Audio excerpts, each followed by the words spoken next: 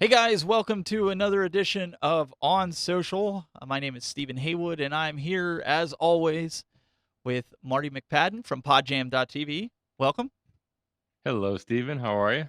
I'm doing well, and also we've got the man in his bat cave, Mr. That's Jeffrey, right. Mr. Jeffrey Fitzgerald, Jeff and HighDef.tv. Welcome back, sir.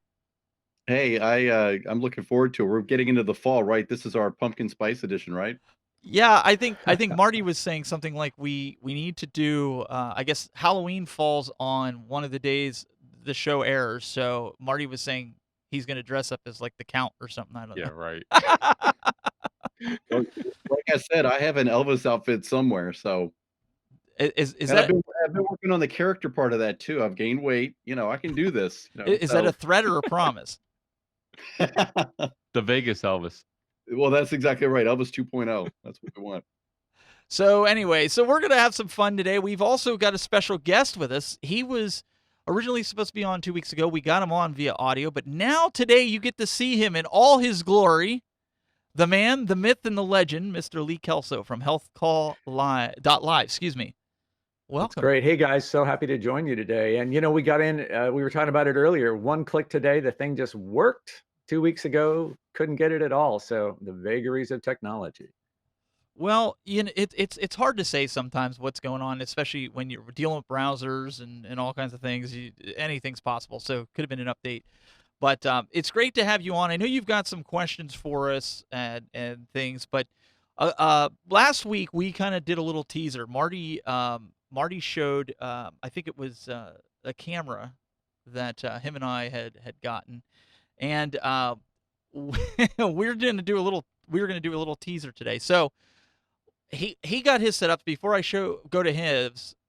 So what I did was I set it up. It's by a company called Lumen. So you guys know we use PTZ optics cameras, and one of the things that we want to do to help bring value to you folks is show you some camera reviews, whether it's a webcam, and we just did a webcam review on the PTZ optics webcam. You can go check that out on the YouTube channel. On my personal one, we didn't get it up on the Wirecast one or the Telestream one yet, but we will get that up. But check that out as you can kind of see the use case for it. But this is the other camera that is from the company Lumen. So this is another shot that I have set up. And quality-wise, I mean, we're getting similar quality. The colors are a little off, as you guys can see. It looks really dark compared to this, and that's without making any kind of changes. That's just a simple white balancing. So I'm sure I could probably play around with it and get it going. But that's something we're going to do here in the future. We're going to get a review on this, kind of show you the ins and outs and the price difference. There's about $1,000 price difference, guys, between the two cameras. So, gonna kind of lay that out there. So for what you want, Marty, what has been your initial response to it? You got yours set up. What has been your takeaway so far? Now, just full disclosure, I'm using the PTZ optics camera right now as my main camera. It's been my main camera for a while. I do have the Lumens camera. I'm looking at it now, set up right next to it, and I was playing with it today. Got it set up, got the NDI working. So this is something I'm going to test and test the NDI, hook it up through here, and also test out the PTZ control using that through Wirecast. So that's what I hope to do maybe as early as next week, depending on what our schedule is and what we can put in the show, or at least the week after, and kind of show a side by side. And Stephen was mentioning the differences in the cameras, and there is a pretty substantial price difference. And the camera I'm using is a first generation PTZ optics camera. I think you're using a second generation Yes. camera. And this is where the fun begins, where we're testing this gear out. And so there's a pretty good price difference. So what I hope to do is show I'm going to set up a side by side shot and show the difference, get them balanced out, and then show the control through NDI and kind of explain that. But so far I hooked it right up. What I like about it is it comes with the remote. I'll at least I'll show you the remote if I can dig that up and right here. Comes with a nice remote here, and I like the controls because it has and one of the controls is the zoom control has actually a fast and slow zoom control. You can pre-program camera positions like you do with the other shots, the other camera. It's got plenty of controls as far as exposure, white balance, saturation, all that stuff. And then obviously the NDI controls and the IP controls. So I'm just starting to dig into that. So yeah, a lot more to come on that, what Steve was mentioning. So yeah, so far so good, but it'll be what I'm looking forward to seeing is what kind of difference there is for the price. So that'll be interesting. What kind of features that you can get out of it versus the PTZ optics. Now, I do want to stress though, I don't have the colors all dialed in exactly yet. I'm learning what everything it does inside the menu so we can give an honest, good comparison. But it is up. I had it all wired in. Now, unlike Marty, I'm not doing it via NDI. I'm doing it SDI hardwire. Um, and it was something that we kind of put together and got it working. And so I haven't gotten there yet, guys. So that's coming. That's coming. So boys, be ready. That's going to be coming. I'm pretty excited about it. So um, let's kind of dive into this. Lee, tell us a little bit about you and for the folks that are watching, what you're doing in the broadcast space on social media. What are you doing? I heard something about healthcare. Yeah, so my primary focus right now is two things on a local radio station, and they both involve streaming. So once a week, every Tuesday morning, I do a little 5-minute hit with a local news talk radio station, and I use Wirecast, and we simulcast. So I am streaming live on Facebook at the same time that I'm going live on the radio. And that's kind of interesting because when I'm talking to my radio audience, I'm always kind of subtly cross promoting the live stream at the same time. And so, for example, I'll show you a script in a few seconds here. Um, if I've got a full screen graphic up that has relevant information to the topic, I always make reference to, if you're watching on the live stream, you'll see this. So it's really kind of a fun little balance to try and give the radio audience the full story, but hint to them that over on the live stream, there's more information available. So that's kind of an interesting twist. So I do this little 5-minute health kind of update summary thing. And then through the course of the week, I prepare for a weekend hour-long health-focused talk show. It's a phone-in show on that same radio station. And then I use Wirecast after the fact to put together a recap. So I pull sound bites. I have video cameras in the studio, and I pull sound bites out of the radio show and use Wirecast to put it all together into a short little 2-minute recap of what you missed if you didn't listen to the radio show, and then post that out on Facebook and on LinkedIn. So it's social, it's live on the radio, and live online at the same time. It's really kind of an interesting combo. So, how is that received by your radio audience? I mean, when you're constantly referring to a live stream, like, "Hey, I'm sorry, you should be watching the live stream to see those pictures or what I'm trying to show." Because, I said to you in pre-show, I had a question for you. A lot of people that do live video think that they can do radio as well, but what they don't realize a lot of times is they have to change how they're speaking because you Absolutely. have to speak in detail rather than just over there. People on the radio are like, "What do you mean over there? Like you can see right here in front of me." And the people on the radio are like, "No, no, we can't." You're absolutely right. You have to be a lot more descriptive on radio and be very aware that you are painting mental pictures for people. So, how you structure your content has to really include visual descriptive terms. Now, as to your question around how am I avoiding what I call anticipation on the radio? Wait a minute, you're not giving me the whole deal here. Don't. I try to be very careful about that and say things like, as you will see, the top 3 ingredients in this product are, and then I list them. And if you want to see everything else, you can look for that graphic on the live stream. So I get the main point across on the radio, but then for those people who have an interest and care to go deeper, I always refer them back to the live stream. And then the other thing that I do is always include links to the research I'm presenting or whatever that is on Facebook. So again, that's a way to drive the radio audience into the social media channel where they can get not only the visual, but then the additional research that I might be presenting that day. Awesome, and I know it's difficult sometimes to get people out of that incumbent space that they're always used to going to, Mhm. and try to get them used to new things. I know Jeff, even you with some of the productions that you're doing, you find that difficult as well. Oh, it's difficult no matter what you do if you're not intentionally planning what that conversation is going to look like. And radio makes it even more interesting.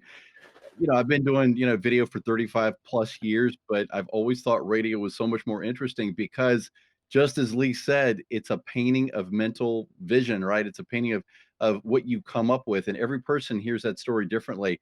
And it is definitely a challenge. But Lee, I know you know this obviously, but even in the world today with radio, I was actually having a meeting with a radio station this morning. Radio is obviously taken notice of the internet and live streaming, and it is obviously becoming more and more a part of what radio looks like.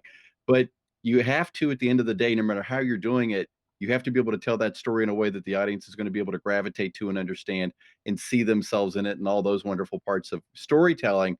But yeah, Steve, it's a challenge if you're not really focused on it and know what you're trying to do there. Yeah, and let me dovetail on the back of that, Jeff. One of the things that I've learned is the radio audience is subject to a lot more distraction. They might be in the car, they're on the go, they're doing other things. If somebody is sitting down and watching you on video, chances are they're a little more focused on the screen. But with the radio, they're doing whatever. Life is busy, and you are just part of whatever might be happening. So it's important to build into your radio content techniques to draw people back and get their attention. And that's something that's, I guess, it just kind of comes with over time. But radio's, yeah, it can be challenging. That's interesting. Because I see, in radio, everybody's so used to, actual physical advertisements, right? When they're trying to promote stuff, and now you're using social media, right? That's how we do live video. I mean, we're able to go out on LinkedIn, Facebook, Twitter, Instagram, whatever, shoot small videos or pictures of show cards that we're going to put out and say, hey, the show's live tomorrow, go check it out. Or Right. today, radio, you don't have that, so you're kind of mixing the elements, and you're talking about. I guess you're doing health awareness, or are you giving tips based on health? I mean, kind of elaborate a little bit on that. Well, let me use as an example the segment I just did Tuesday morning. I don't position myself as a health expert. Certainly, have no formal training in that regard. I call myself a health correspondent. So I go out and I find things that I think are interesting that my audience is going to think is interesting, and then bring them those headlines and the story behind the headlines. For example, my segment Tuesday morning took a look at what some nutritionists had written about meat substitute products. So the Impossible Burger, Burger King's Impossible Whopper thing, what's in that thing? How does it compare to beef? What role should that play if you're trying to limit the amount of meat you eat?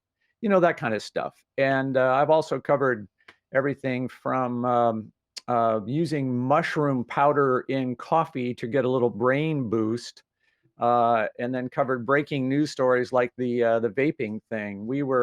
We really kind of were in the lead on the vaping thing because I reported weeks before it really was a bigger story that the problem was people buying adulterated product on the street. It wasn't the flavored stuff you buy in the market, commercially produced. What's causing all these illnesses is adulterated product being bought on the black market. And so so I cover serious topics and then things that are just kind of fun at the same time, but all with a health focus.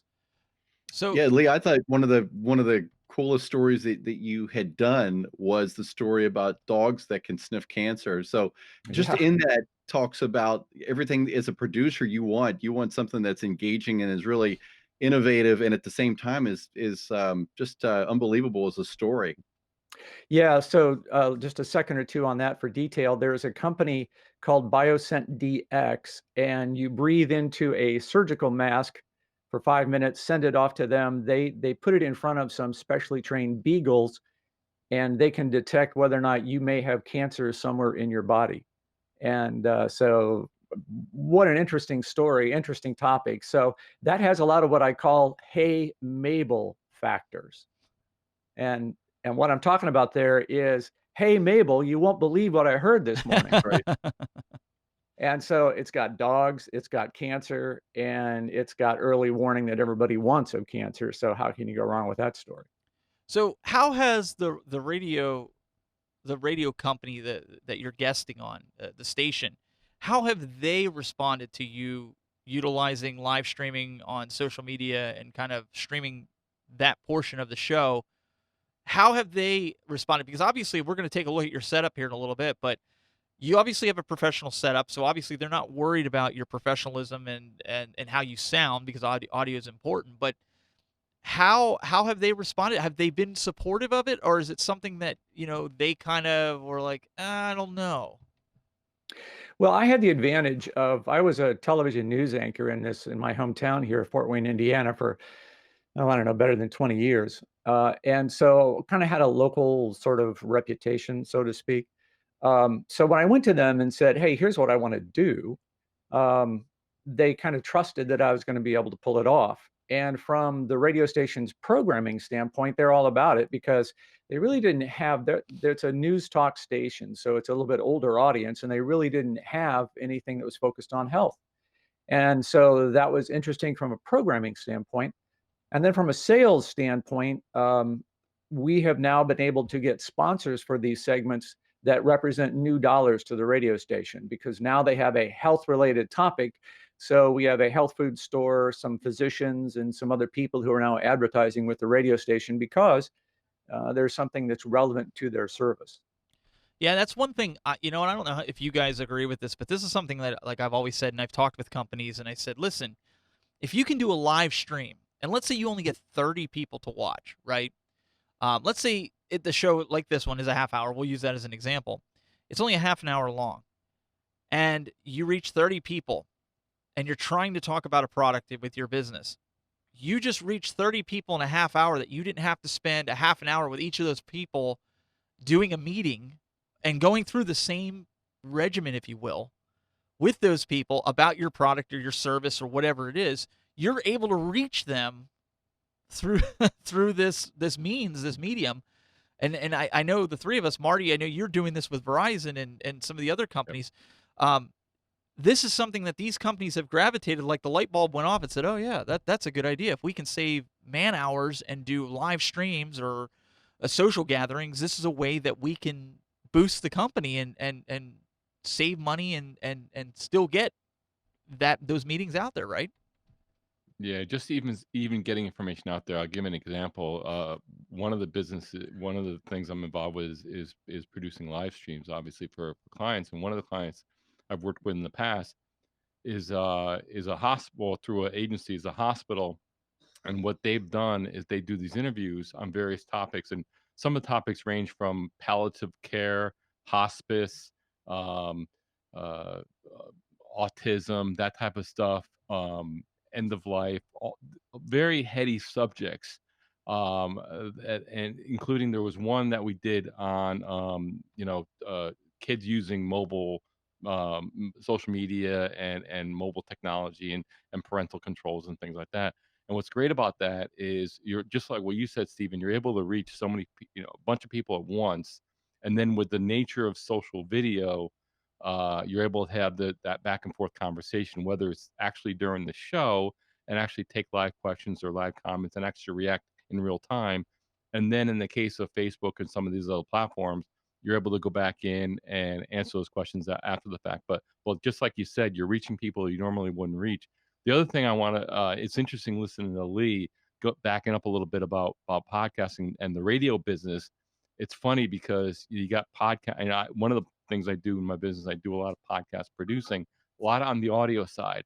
And what I've noticed, and Lee's kind of, I'm hearing this from Lee, is radio is kind of going through a renaissance through various means, couple means. One, through the method of recorded podcast, where you might do a live show and then turn that around and put it out as a podcast, as a syndicated podcast, where people can actually listen on demand, that same content. And number two, reach whole new audiences by doing live radio on video. The company I used to work for, ESPN, uh, they kind of, well, I'm not sure if they pioneered that, but they do it to this day, where they have the morning shows, and we call it radio on TV, where they'll put Mike and Mike is one of the morning shows. I don't think it's still a show, but for years they did it on ESPN2, and it was just basically they set up one of the studios at ESPN2. They had the big mics, and they set it up as, and Lee, you know what I'm talking about, radio and Sure. TV. You're reaching a whole new audience, and just like what your background in live television journalism. You're an anchor for many years, and now you're in radio, and now you're already used to doing that video, but you're bringing a whole new audience, whole new, and you're able to bring those people in, and that's the opportunity. And I'm not sure if you've seen this, but I kind of seen this kind of renaissance in radio because of these technologies, podcasting and live streaming. Yeah, all the segments that we do are available on a podcast, and so I see that the reports on downloads in listenership, and it's growing. And you're right, there are a lot of people. We're an on-demand society today, and so I think all of us who are content creators need to be there. We need to meet people where they are when they're ready for us, right? And Yeah. so all of this technology just gives us an opportunity to be that much more available. Absolutely. So, why don't you take us through your setup a little bit about how you're doing it? I know a lot of the folks they've been waiting to see. They saw a little bit of a teaser. I think it was a couple weeks ago when you sent in that video. So, take us through your setup. Show us what you're using, how you're doing it, and maybe that'll give some folks ideas on how they can better their video on social media and or the radio if they're doing it for that matter. Oh, cool. I appreciate the opportunity to do that. So normally when I'm on the air doing my health thing, I have a background that looks exactly like Marty McFadden. So in deference to him today, I changed it. So that's why you saw me across that backdrop. But so I'm in my den. Here's a shot, my over-the-shoulder camera here. This is the den. This is the playroom where when my grandkids come, they're able to join us here. And so I don't have any of the fancy controllers that you're using, Stephen. I just program the keyboard shortcuts, and I'm able to use those. And I have this cool little gadget called a Padcaster. I'll show you here. I don't remember how much it was. I found it on Amazon. I don't know, probably less than $100. But you attach it to a camera, and there's this snazzy little remote that you can use. And if you look right up here, you will see there's the script rolling through my teleprompter.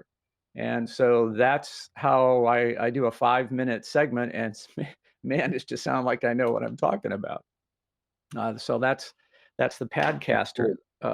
And then normally when I'm on the air with the radio, I'm using a 2-box scenario. So the guest is over there. Currently, the super says an author's name. I just did a video interview with her for the radio. And but normally the radio host, I bring them in through using Zoom and put her next to me in the 2-box. So I'm switching between a single shot and the 2-shot, and during that radio segment. I want to share with you, and I have to get that called up here. Give me half a second. Here is my script. Now, what I do is I put into this script. So I send this to the radio station, and I give her, here's a teaser. They do the teaser, take a commercial break, come back. This is the radio host's intro.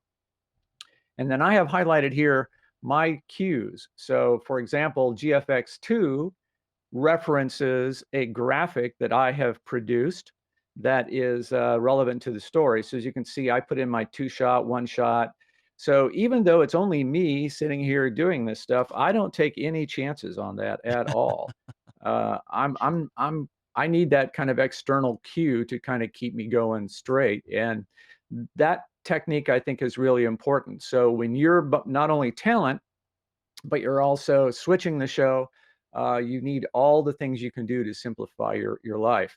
And one of those tools that I use is a service called Canva. I don't know if you guys know about this, but I am Great service. absolutely hooked.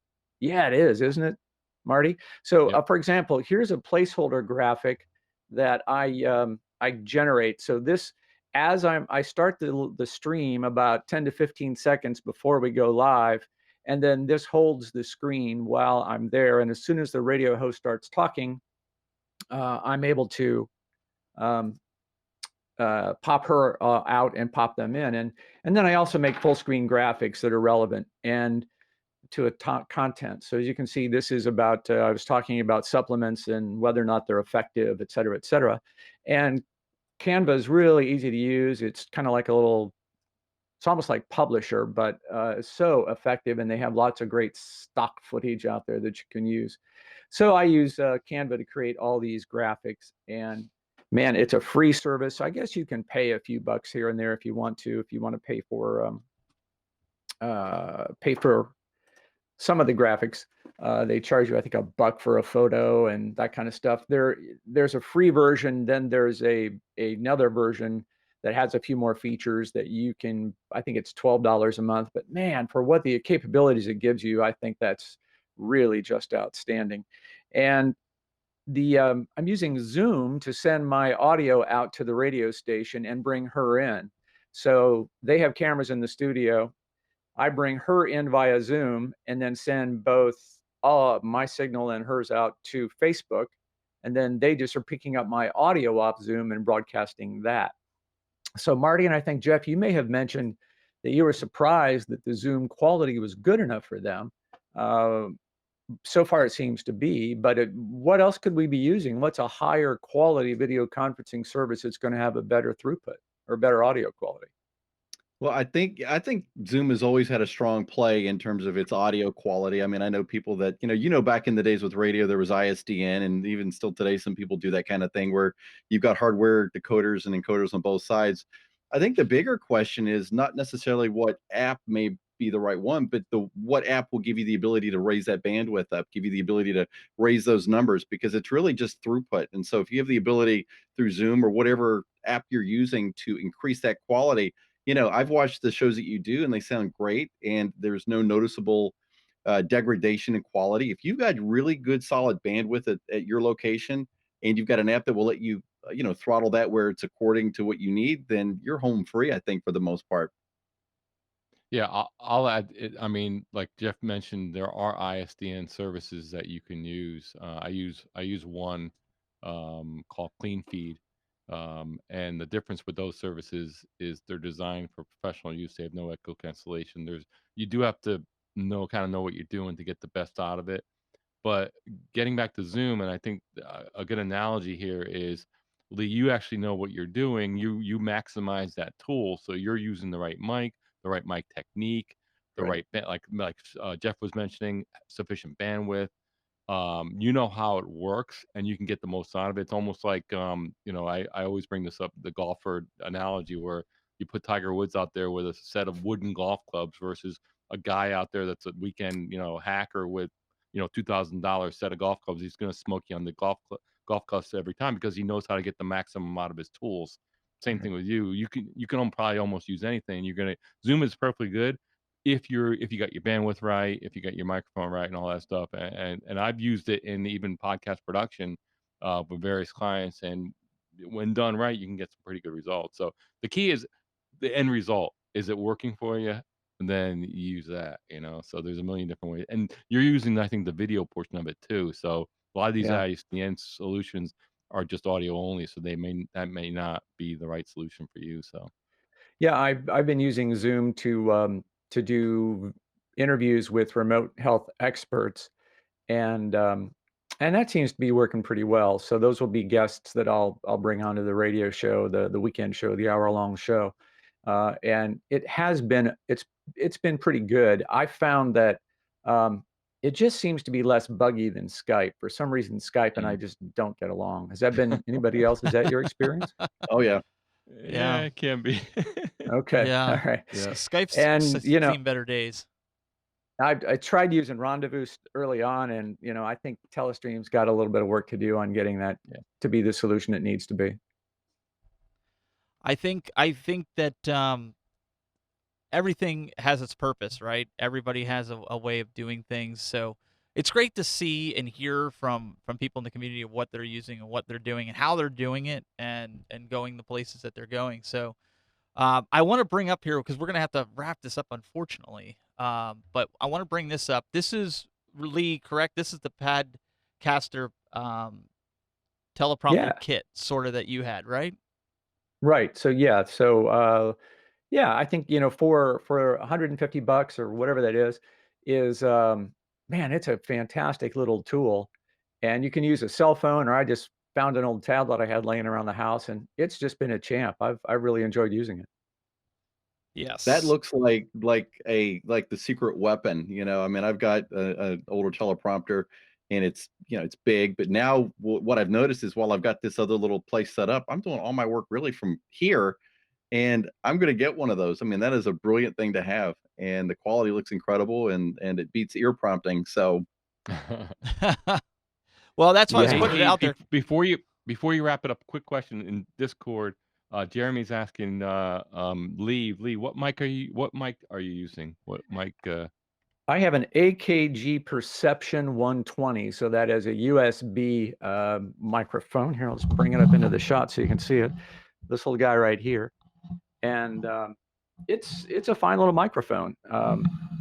I have been looking around to see if there's an affordable audio compressor that I could put in the chain and kind of do some more with it. But you know what? It seems to be getting the job done. And like all of us, I have found a way to make money doing this. I'm get a talent fee with the radio station for these segments, but I'm always into that profit versus perfection equation, right? Is it required to generate more revenue? At this point, it's not, so it's not a priority for me. Right. And that's what you got to do. You got to weigh out your pros and cons with all that. But it's nice. It's a nice sounding condenser mic. I think if you did get a compressor or limiter gate on it, I wouldn't go overkill with it. Some people tend to over compress. I don't think I would do that. But DBX makes a good affordable if you're still looking in the market. That was one that I used in the studio before my mixer had it built in. So you could check Oh out yeah. DBX. I think it's a 266 XL is the one that they make now. That was the upgrade from my version that I had. But I've always had good luck with DBX mixer or compressor limiter gates. So Cool. I'll check that out. That So- sounds great. but Just one last, if you got half a second. Yep. Everybody always talks about cameras, and my cameras are certainly not very expensive. I just use this little Vixia HF G40. G20, Oh, 20. G20 actually. I have the G40. And, That's what it looked like. It's a, for, I don't know what I paid for this. Steven, are they like $250 now, something like that? Oh, now yeah, Um, they're probably even 500. You might be able to get it for. So I've got 3 of them that I just cart with me everywhere. I use it in my YouTube channel and other stuff, and I do a little field production, not a great amount, but I use that as opposed to a DSLR because it's got real solid AC power. I've got a battery pack here that will last 3.5 hours. And it's got a setting that allows me to have clean HDMI out, but still have autofocus, which is kind of nice for these little camcorders. So you don't have, would I love to have something more exciting? Yes. But it doesn't take a lot of money to have a nice signal. As long as Well, I it's think clean. Leo, I think what you're demonstrating for everybody is that when, just as Marty said, when you're Tiger Woods and you understand how this equipment works in synchrony with each other, and a little bit of professionalism in every small area creates a really, really good looking video and audio and all of that, and that's what we're seeing from you today. Oh, thanks, Jeff. I sure appreciate that. Well, guys, unfortunately, that half hour has come and gone, and we're going to have to wrap this up. So, Lee, thank you again so much for joining us, and you guys can check him out over at healthcall.live. And when are you airing that? Tuesday mornings on the 5-minute segment, and then Saturday morning at 9 a.m. on WOWO, Fort Wayne, Indiana's leading talk radio station, and they do stream online. So if you want to check out Saturday morning at 9, we're going to be talking about a couple of interesting things. If you don't mind me promoting here, we're going to be talking about some practical tips and applications for dealing with Alzheimer's related dementia in your family. If somebody in your family has dementia, how do you manage some of their odd behaviors? And then in the second half hour, we're talking about mindfulness and why everybody is talking about this meditation and mindfulness thing all of a sudden, and how you can learn a little more about using that to reduce stress and manage your life. So that's Saturday morning at 9. Awesome. We want to also thank Mr. Jeff Fitzgerald from jeffandhighdef.tv, and you can follow him pretty much. Good to be here, bud. Well, you can follow him pretty much anywhere, right? Jeff and High Def is pretty much the place to be. And also want to thank Mr. Marty McPadden from podjam.tv, and great to always have you on. Thank you, sir. And guys, we appreciate everybody tuning in. Make sure you go subscribe to the Telestream YouTube channel, as well as follow the Instagram page, as well as like us over on LinkedIn. You can find all these shows. They're uploaded most of the time afterwards, if not the next day, to the Telestream Tube YouTube page. So you can go watch this show in its entirety if you missed it or showed up late. We really appreciate it. We're streaming live every Thursday at 2 p.m. Eastern, 11 Pacific, I believe that is. And we will see you next time. And we really appreciate everybody tuning in. So have a great week and a great weekend.